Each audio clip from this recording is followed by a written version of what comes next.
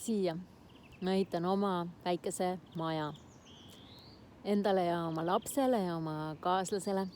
Ja selleks, et ma saaks hästi vahvaid sündmusi teha. Kõike, mida ma sellel hetkel siis teen või otsustan teha või jagada, sest mul on selline, et kõik, millest mina vaimustun, ma tahan seda jagada kohe võimalikult paljudega ja mulle meeldivad sellised koosviibimised ja sündmused ja selleks mulle tundub, et on hästi mõnus jagada oma kodu teiste inimestega. Mis ma kõigepealt tegin? Ma otsisin hästi pikalt krunti. Ma vaatasin lähemalt otsa vaastu teooriale, mis siis on India veedade põhjal või selline indiapärane arhitektuur.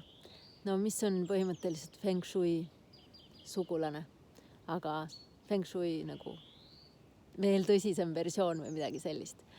Kunagi räägin sulle sellest ka. See oli üks, mida ma päris palju aastaid vaatasin ja jätsin siis selle kõrvale, aga olen oma maja juures ikkagi natuke arvestanud.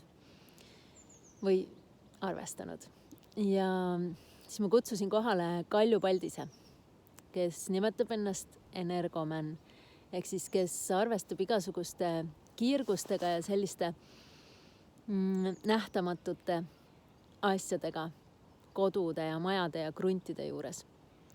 Ja siin ma lasin ka siis vaadata,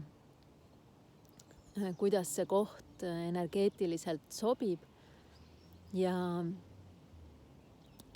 Kalju siis käis siin, ma ei tea, 2 tundi läks selle peale. Ta rääkis maaemaga, leppis kokku, et siia võib teha maja ja leidis ka krundil sama koha, mille mina olin leidnud.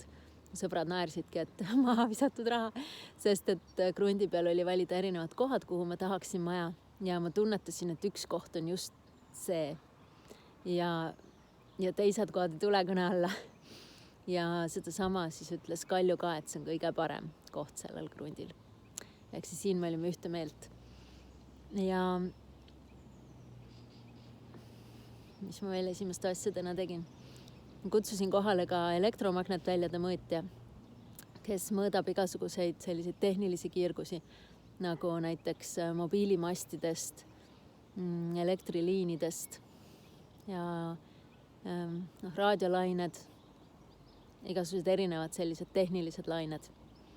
Ja ka selle poolest sai see piirkond sellise enam-vähem rohelise märgi selles mõttes, et see on enam-vähem tervislik koht.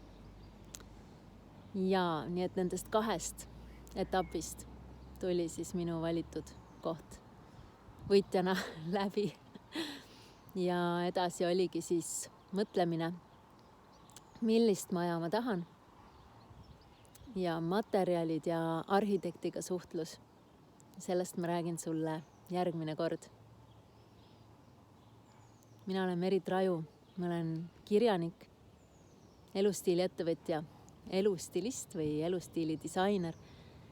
Ja minu missioon on inspireerida sind elama sellist elu, mida sa oled unistanud. Ja ma püüan ise nii-öelda ees käia või teha seda täpselt, mida ma ka teistega jagan.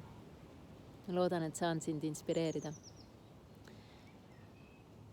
Siit alt sa leiad lihtsad hommikused harjutused, mis ma teen hommikul voodis enne tõusmist, ehk siis ärkamise ja tõusmise vahepeal. Ja seetõttu need ei tundu üldse, et need nõuaks mingit aega või mingit vaeva. Nii et ma loodan, et need sobivad sulle täpselt sama hästi kui mulle just selleks, et voodist tõusta ja särada.